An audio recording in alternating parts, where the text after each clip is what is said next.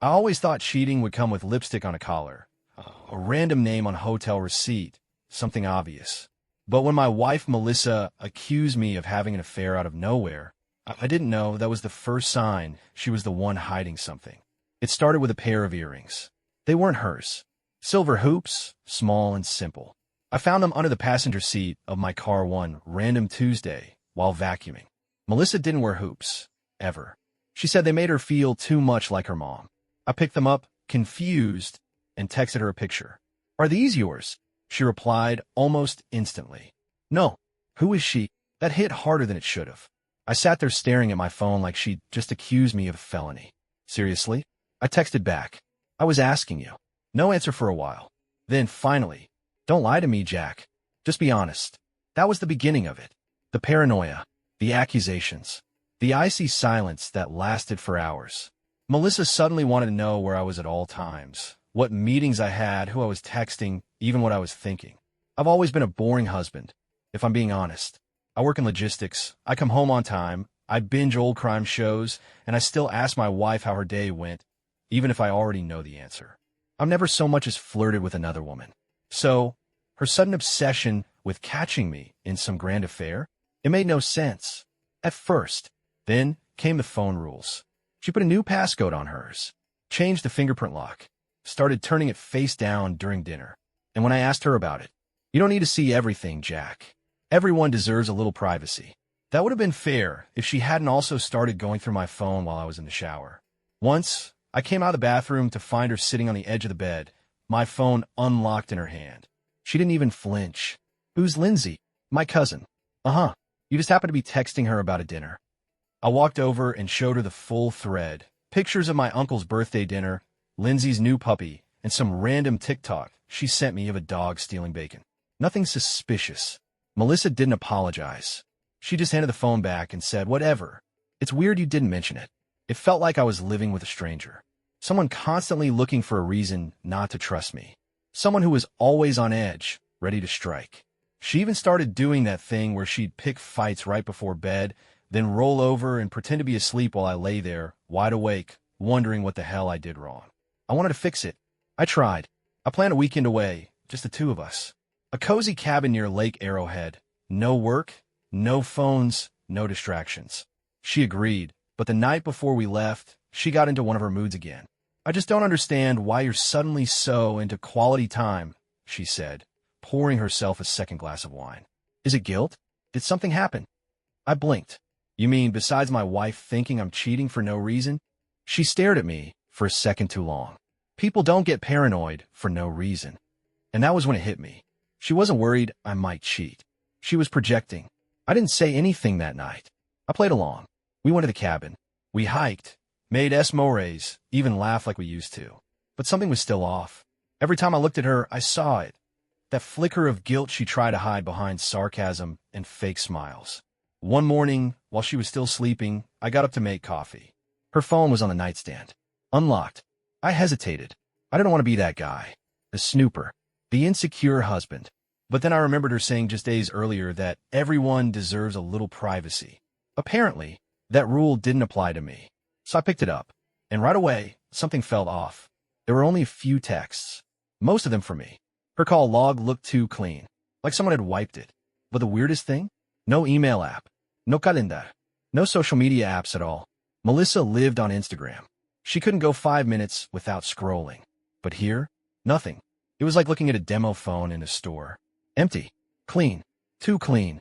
That was when I knew. This wasn't her real phone. I put it back where I found it and poured the coffee.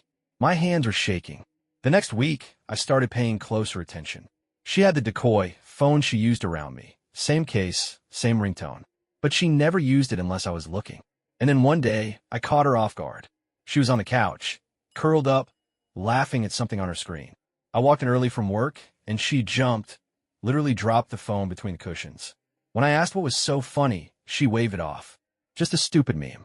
I reached for the phone, but she was faster. "You wouldn't get it," she said. And just like that, the smile vanished. So did my trust. If she had nothing to hide, why did it feel like everything was a lie? I didn't have solid proof yet. No texts, no names, no receipts, but I was done playing defense. Because if she was going to accuse me of cheating, I needed to find out what she was really doing while pointing the finger at me. 3 days after we got back from the cabin, I saw it.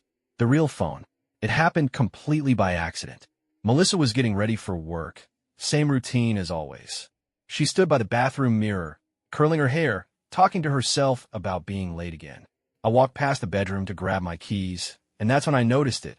Her purse was open on the bed, and inside, half hidden under a makeup pouch, was a second phone. Different case.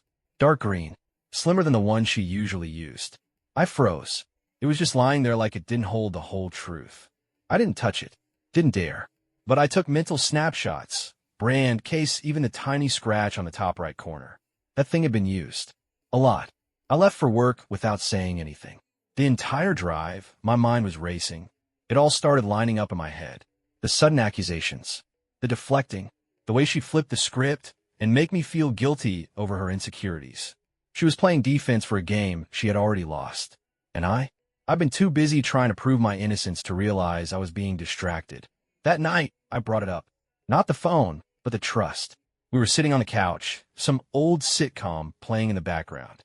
She scrolled through her usual phone, the decoy, and I finally said, "Do you ever feel like we've stopped being honest with each other?" Her thumb paused. "Where is this coming from?" "I mean, really, all the accusations lately. All the questions. You don't think that's a little off?" She shrugged. "I just don't want to be lied to." "Neither do I." She looked up then. For a split second, something flickered in her eyes. Worry? Guilt? It disappeared too fast to tell. "Are you saying I'm lying to you now?" I held her gaze. "I'm saying something's changed." Melissa set the phone down and pulled her legs up under her. "Marriage goes through phases, Jack. We're just in a rough one." That was her version of damage control. Vague. Smooth. Hard to argue with. I nodded slowly and let it drop. For now. But the next morning, I made my move. She left for work at 7:20. Like clockwork. I waited a solid 15 minutes, then went into our room. Her purse was gone, obviously, but I had a suspicion she'd been keeping that second phone somewhere else when she wasn't using it. So I started searching. Drawers.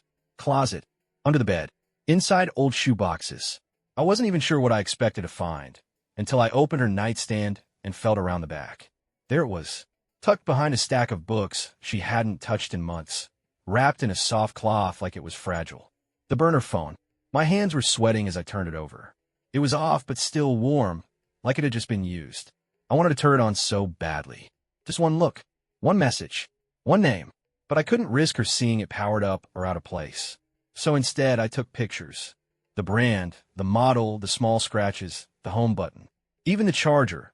She had a second cord coiled up behind the nightstand, hidden under a scarf. I placed everything back exactly how I found it. Then I sat down at the edge of the bed, heart pounding like I'd just committed a crime. And maybe I had. Or maybe I was finally doing what I should have done weeks ago. Stop assuming and start confirming. That night, she came home acting like everything was fine. Same smile. Same routine. She poured herself a glass of wine and asked if I wanted to order Thai or pizza. I said Thai because it was her favorite. She leaned over to kiss my cheek. See? We're getting back on track. But I knew better. She thought she had me fooled. She thought she still had control. She didn't know I'd seen the phone. And if I played this right, she'd never know until it was too late. By this point, I wasn't looking for peace anymore. I was looking for clarity. So I called someone I never thought I'd need. Elliot, an old college friend turned private investigator. We hadn't spoken in years, but I remembered him saying once at a poker night, "People lie. Patterns don't." That line stuck with me. He picked up on the third ring. "Jack? Dumb, mun. Thought you dropped off the grid." "I need a favor," I said. "The kind you're probably too expensive for." Elliot chuckled. "You're lucky I still owe you for getting me through physics sophomore year." "What's going on?" I gave him a short version. The phone. The accusations. The shift in Melissa. He didn't even hesitate. "I'll need a few days. No contact with her, no tipping your hand. If she's hiding something, I'll find it." The next morning, I told Melissa I was heading to a client site 2 towns over. She barely looked up from her phone. "Have fun being married to your job," she said with a smirk. If only she knew. Meanwhile, Elliot got to work. He tailed her car, watched where she went after work, checked the names tied to that burner phone model. Apparently, some low-key messaging apps work better on older phones because they avoid push notifications and syncing with cloud accounts. Sneaky. After 2 days, he called me. She's not going to any book club, Jack. And she's definitely not working late. My stomach tightened. Then where's she going? Hotel off Route 9. Same one. Same room. Same guy. He paused. His name's Brian. Brian. That name had come up before. A co-worker. Just a friend. Melissa mentioned him in passing a few times. Said he was funny or easy to talk to. I never thought twice about it. He was at our 4th of July barbecue. Drank my beer. Ate my ribs. Even asked for a second, helping like we were buddies. Now he was booking hotel rooms with my wife. Elliot sent pictures. Not just of them entering together, but of them laughing in the parking lot. Melissa leaning into him, touching his arm. The body language was unmistakable. Not friends. Not co-workers. Intimate. That night, I barely spoke a word to her. She didn't notice.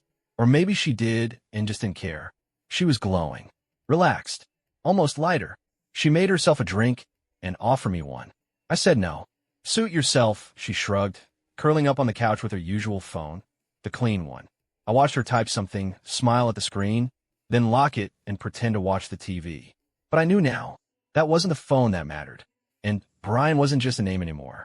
He was real, and he was with her. The next day, Elliot followed up with more.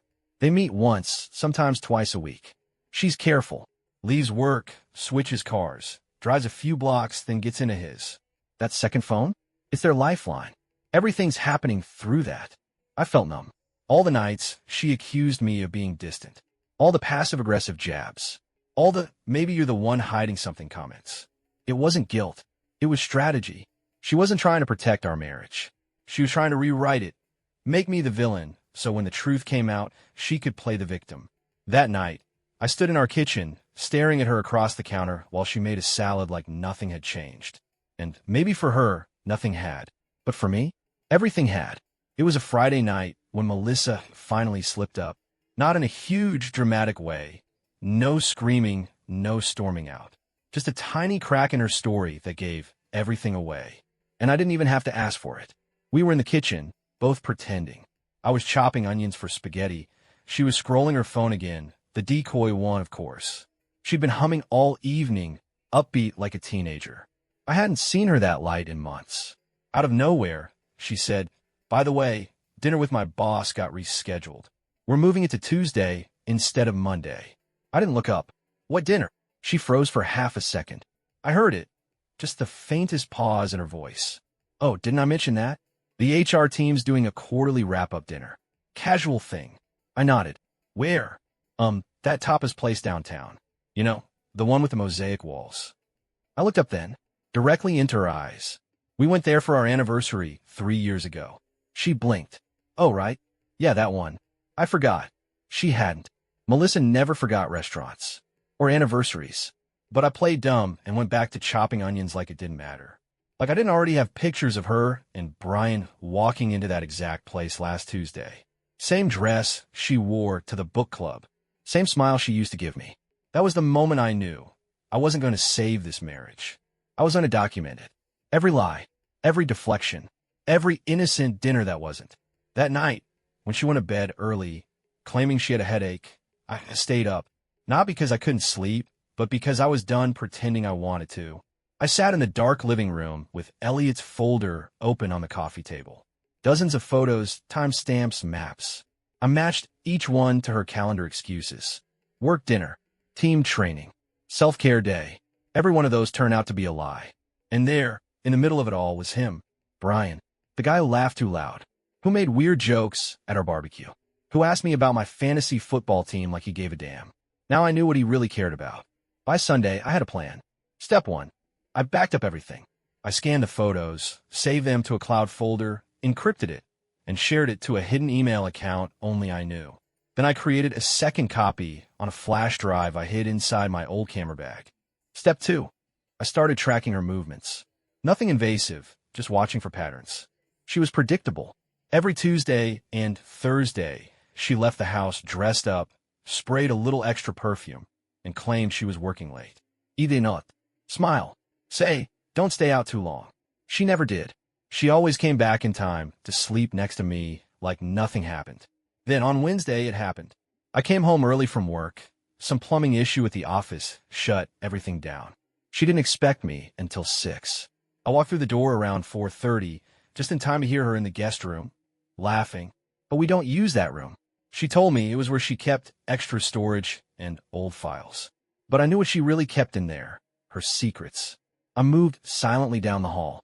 The door was slightly open, and there she was sitting cross-legged on the bed, second phone in her hand, video calling someone. I couldn't see the screen from where I stood, but I heard the voice. It wasn't loud, just deep enough, familiar enough. "Wish I could have seen you last night," the man said. "You looked so good in that red dress." She giggled softly. "I wanted to surprise you. I didn't know if I'd get the chance." Silence. Then, "Do you think he suspects anything yet?" She hesitated. "No, he's clueless." That was it. I backed away without a sound. No dai, no confrontación, just silence. Because now I had everything I needed. Proof, voice, video, pattern, and soon I'd have leverage. That night, she kissed me goodnight like always. Rolled over. Fell asleep in less than 5 minutes. Meanwhile, I lay there awake, staring at the ceiling. She thought I was clueless. But the thing about people like Melissa, they don't realize how dangerous silence can be. Because I wasn't just watching her anymore. I was setting the stage. There's a certain point when pain turns into clarity.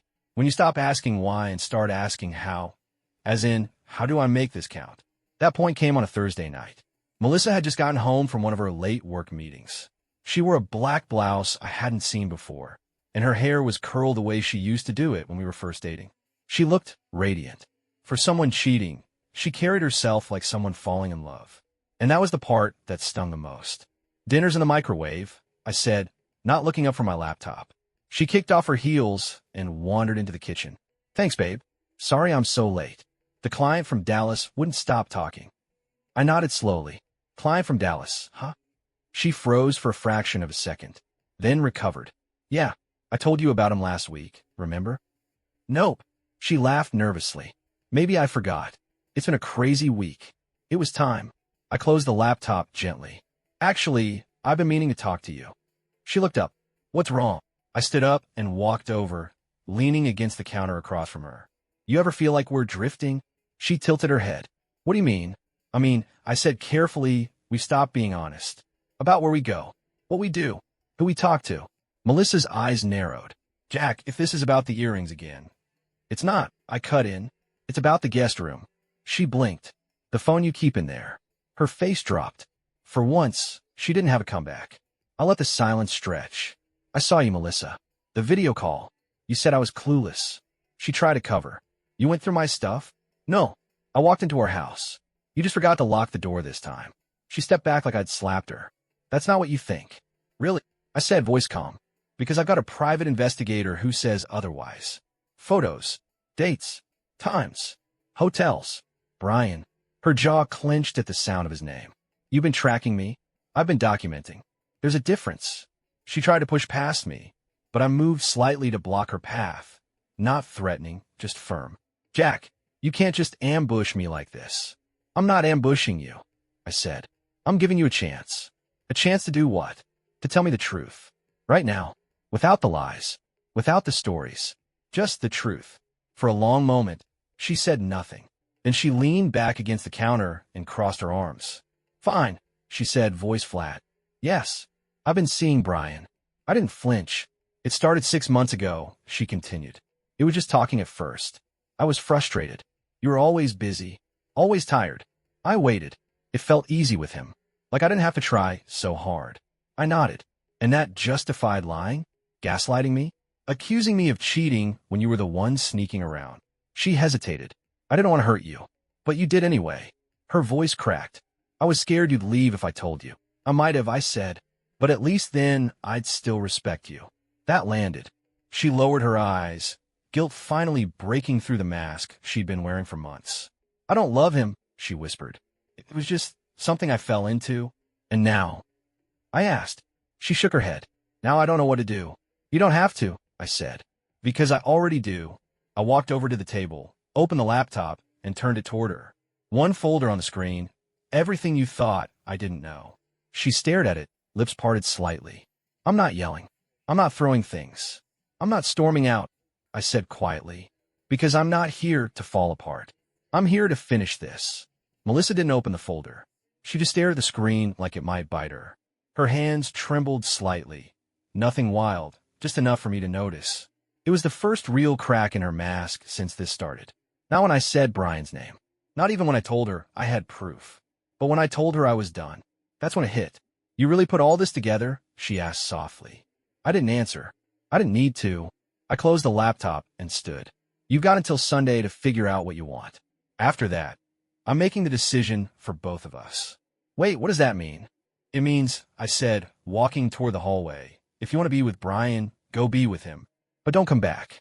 And don't lie to me again. I paused before the stairs. By the way, if you ever try to flip this and say I was the one who broke us, just remember what's in that folder. She didn't say a word. The next 2 days were quiet. Melissa barely spoke. She walked around the house like a ghost, like she didn't know what room she belonged in anymore. And I let her float. I made coffee like always. Folded laundry. Answered emails. Kept the routine. Because routine is comforting. And I wanted her to be comfortable. Off guard. Predictable. Because on Sunday night, I was going to confront both of them. That was Elliot's idea. You've got all the proof. You've seen the lies. You've let her spin it long enough. End it on your terms. So we planned it. Sunday at 6:45 p.m. Melissa said she was going to dinner with a friend from yoga. I nodded and helped her pick a jacket. She wore the red one. The same one she wore the night she kissed Brian outside that motel. At 7:03, Elliot texted. They're there. Back booth. Corner. She ordered wine. I took a breath, grabbed my keys, and left the house. The restaurant wasn't fancy. Just one of those trendy spots with Edison bulbs, reclaimed wood tables, and overpriced cocktails. I walked in calm, like I had a reservation. Brian was already laughing at something when I walked up to their booth. He looked up and froze. Melissa's smile vanished. Evening, I said, sliding into the seat across from them. Brian blinked. Jack, right? I smiled. Still am. For now. Melissa reached for her wine glass, but missed slightly. Her hand was shaking again. I'm not here to fight, I said. I'm not even angry. I'm just here to get a few things on the record. Jack, she started. No, I said calmly. You had months to talk. I'm talking now. I turned to Brian. I trusted you. I let you into my home. You sat at my table, drank my beer, laughed with my wife. All while sneaking around behind my back. His face was pale. It's not like that. It's exactly like that. I pulled out my phone and tapped the screen. One photo after another. Parking lots. Hand-holding. Kisses. All time-stamped. All damning. Melissa looked like she might be sick. I'm not showing these to shame you, I said. I'm showing them because I don't want either of you pretending this didn't happen when the fallout starts. Brian swallowed. What fallout? I smiled tightly. See, Melissa and I share more than a house. We share a mortgage, a joint bank account, a lease on her car, but not for long. I turned back to her. I'm fighting. I'm keeping the house. I'm freezing the accounts. You'll get your share. What's fair, but not a dime more. She blinked. You can't. I can. I've already talked to a lawyer. And you know what else? He suggested I don't file for infidelity, so it would drag things out. I leaned back, but I think I'm going to anyway, because the truth should cost something. They didn't say a word after that. Not while I stood up. Not while I dropped the 20 on the table to cover their drinks. Not even when I walked out the front door without looking back. By the time I got home, I felt lighter. Not good. Not healed, but lighter. The game was over, and I wasn't playing defense anymore. It didn't take long for the blast radius to spread. By Tuesday, Melissa had moved out. Technically, she said it was temporary, but she didn't take any of her work clothes. Just a suitcase, some makeup, and her laptop. Enough to run. She went to her sister's place across town. A neutral zone. One of the few people in her life who hadn't picked a side. Yet, but everyone else? They knew. Because I told them. I didn't post about it online. Didn't go scorched earth. But I let the people who mattered hear it from me. Not from whispers. Not from half-truths. My parents were first. My mom gasped when I said the word affair. My dad just got quiet. We liked her, he said finally. Thought she was steady. Loyal. So did I. Then it was Melissa's parents. That one was harder. We'd always gotten along. Her dad taught me how to use a smoker. Her mom called me son after year 2. I almost didn't call them at all, but I did. Her father's voice was strained. I'm not going to defend what she did, he said. But please don't shut us out. I won't, I said, but I'm done protecting her. Her mom didn't say much. Just started crying and hung up. Next came the friends. Some people surprised me. Like Mike and Jenna, our couple friend from down the block. I figured they'd stay neutral. But Jenna called me the next morning. I had a weird feeling for a while, she said. She stopped looking at you when she talked. That's always a sign. Mike texted too. I'm pissed. Mom, you didn't deserve that. Let me know if you want to grab a beer. Others weren't so clear-cut. One of Melissa's co-workers messaged me. Someone I barely knew. I'm really sorry. She didn't mean for it to happen. Things just got out of control. Didn't mean for what to happen. Please. I didn't respond. The hardest part, though, was Tina, my sister. She always had a sixth sense about Melissa. Told me back when we were dating, she's a little too polished. Like she's playing a part. I brushed her off. Now, when I called to tell her everything, she was silent for a beat. Then, I told you. I sighed. Yeah, you did. But then her voice softened. I wish I'd been wrong. I really do. She drove over the next day with 3 bags of groceries and a 6-pack of my favorite craft beer. That's how she showed love, food, and sarcasm. As she unloaded pasta and frozen pizza in my fridge, she glanced at me and said, "You're holding up better than I thought." I shrugged. I already grieved the marriage before I ended it. She nodded. Good, because the real storm's coming. And she was right. Because on Friday, Melissa texted me. Can we talk? I didn't answer. A few hours later, she called. I let ring. Then came the email. Subject, please read. Body, I know you hate me. I know I destroyed everything. I've been talking to someone, a counselor. She says I need to face what I did. Not for you. For me. I'm not asking for a second chance. I'm not asking you to forgive me. But I need you to know, Brian's gone.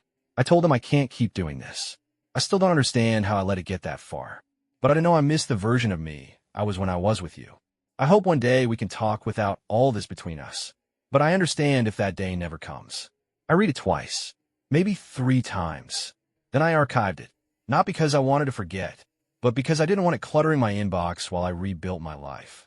That weekend, I started going through our house, room by room, bagging her things, boxing up memories I didn't ask for. I found an old birthday card she wrote me years ago. You're my home, Jack. Funny how people say things like that when they think they'll never have to mean them. I didn't expect to see Brian again. In my mind, he was already a ghost, an ugly name tied to a string of receipts, hotel rooms, and cheap secrets. I figured once Melissa ended things with him, if she really did, he'd disappear like most cowards do when things get messy. But then he showed up at my house. It was a Tuesday afternoon. I'd taken the day off to meet with my lawyer and finalize some paperwork. Asset division, legal separation, next steps. Melissa and I were still technically married, but we hadn't spoken in over a week. The silence felt like the first real peace I'd had in months. Until the doorbell rang. I opened the door, and there he was. Brian. Khakis, buttoned down, no tie.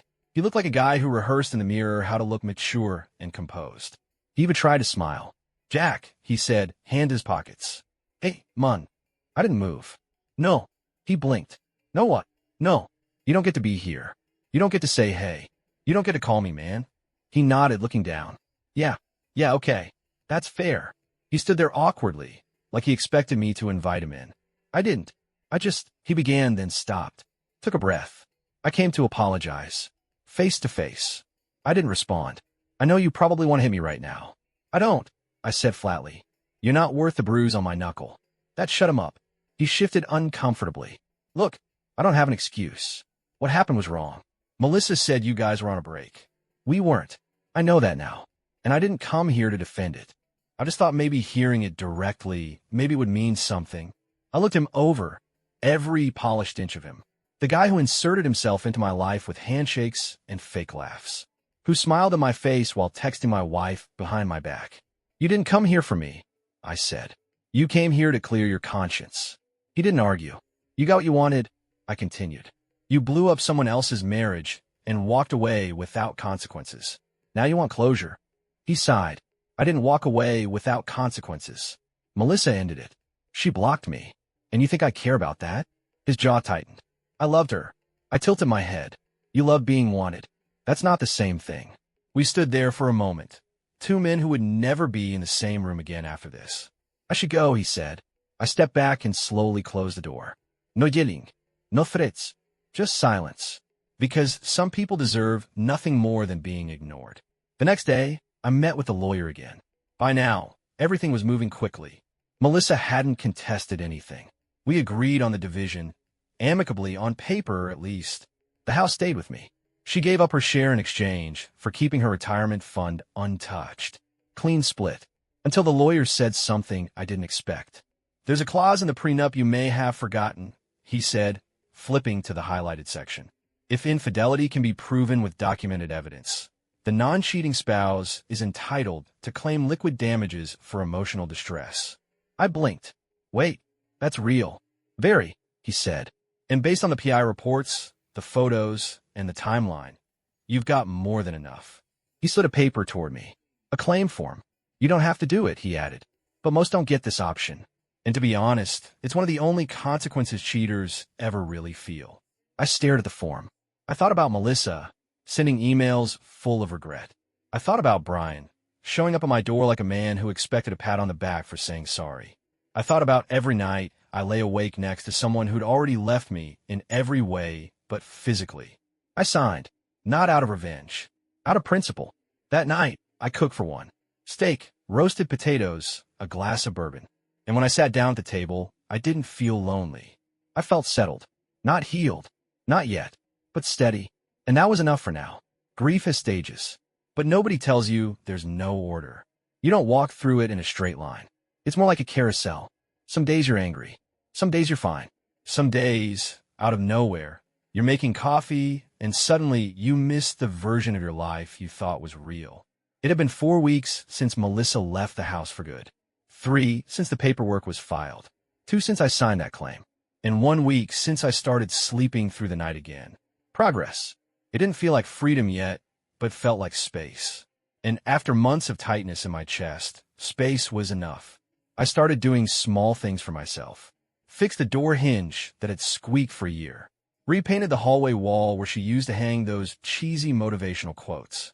Even rearranged the living room furniture, just to make the house feel less like ours and more like mine. Tina noticed immediately when she came over. "New vibe," she said, sipping her soda and eyeing the new layout. "I like it. Fewer reminders," I said. "Makes it easier to breathe." She nodded slowly. "You're getting there." But the real surprise came on a random Saturday afternoon, when I ran into someone I hadn't seen since college. Her name was Claire. She was in a coffee shop 2 blocks from my place, waiting for a to-go order. I recognized her before she recognized me. Same sharp eyes, same quiet smile. We had a thing for about 6 months back in senior year. It didn't end badly. Just ended. "Jack?" she said, blinking like she wasn't sure if it was really me. I smiled. "Hey, Claire." She walked over, careful like approaching a skittish animal. "You look solid. Different but good." "Divorce will do that to you," I said with a half smile. Her eyes widened a little. "Oh, I didn't know. I'm sorry." I shook my head. "Don't be. It was overdue." We stood there for a beat, both unsure what to say. Then she asked, "You want to grab coffee? Since we're already here." I hesitated. Not because I didn't want to, but because I didn't know if I was ready. But then I looked at her. Warm eyes. No judgment.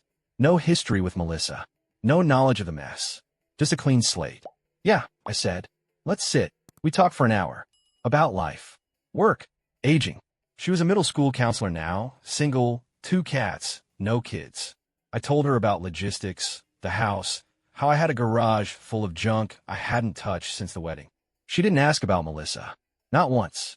And I appreciated that more than she knew. At the end, she smiled. This was nice. It was... She tapped her cup. "I don't usually do this, but if you ever want to catch up again, here's my number." I took it. Not because I was ready to date, but because I was ready to remember I still had a future. That night, I didn't go home and fall into a spiral of overthinking. I didn't read the old texts or check her social media. I didn't even think about Brian. Instead, I opened my windows, let the night air in, and watched a movie I hadn't seen since high school. Alone, and completely okay with that. But just when I thought the past had settled into the background, it reached out again. The next morning, I got a call from an unknown number. I let it go to voicemail. Later, I listened. It was Melissa's mother. Her voice was soft, almost embarrassed. "Jack, I know I probably shouldn't be calling, but Melissa's not doing well. She's been staying with me, and she's not herself. Not sleeping, barely eating. She told me not to call you, but I just thought you should know. I sat there, phone pressed to my ear, emotionless. Not because I didn't care, but because I knew it wasn't my job to fix her anymore. I didn't call Melissa back. Not that day. Not the next. Not after her mother's second message, either. There's a kind of pain that turns into habit. Checking in, worrying, wondering if they're okay. But after everything she did, I owed it to myself to break that habit. She made her choices, and I had finally made mine. Finalizing the divorce was strangely anticlimactic. A PDF in my inbox. A 9-minute Zoom call with my lawyer and the clerk. A short confirmation email that ended with the words, "Your case is now considered closed." That was it. A decade of shared holidays, inside jokes, arguments, apologies, vacations, whispered "I love yous," gone with a click and a signature. I stared at that line, considered closed, for a long time. Not because it hurt, because it felt like the first honest thing between us in over a year. I didn't tell anyone right away, not even Tina. Instead, I went out and bought a new bed. Not because the old one was uncomfortable, but because I didn't want to carry her weight in my sleep anymore. I replaced the pillows, donated the wedding china, tossed the dried-out bouquet she insisted on keeping in a shadow box. I painted the bedroom a dark navy. It felt like a fresh breath. A few days later, I ran into Claire again, this time at the bookstore. We joked about fate having poor timing. She told me she was rereading The Great Gatsby and asked what I was into. Nonfiction lately, I said. Mostly things about rebuilding. She raised an eyebrow. You're not going to get all metaphorical on me, are you? No matapos, y smilat. Just progress. She gave me a look, part curious, part impressed, and we exchanged another text. Still slow, still friendly, still just possible. And for now, that was enough. But Melissa wasn't done trying. About a week after the papers were finalized, I got a letter. Handwritten, no return address. I stared at it for a while before opening it. The handwriting was still familiar. Small, neat, too careful. Jack, I don't know what I thought I'd feel when this ended. Relief, maybe, or peace. But all I feel is hollow. I know I wrecked everything, and I'm not asking you to undo what's already done. I just need to say this. You were good to me, better than I deserved. I lied because I was afraid of becoming irrelevant. You always knew who you were. I didn't.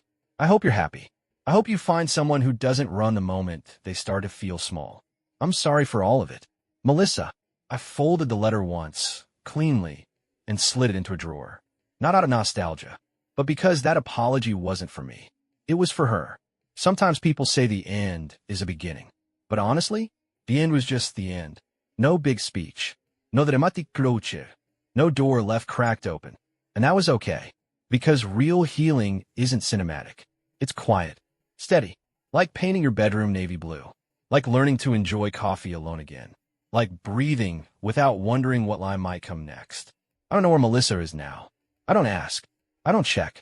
I've got a new chapter to write. And this time, I'm the only author.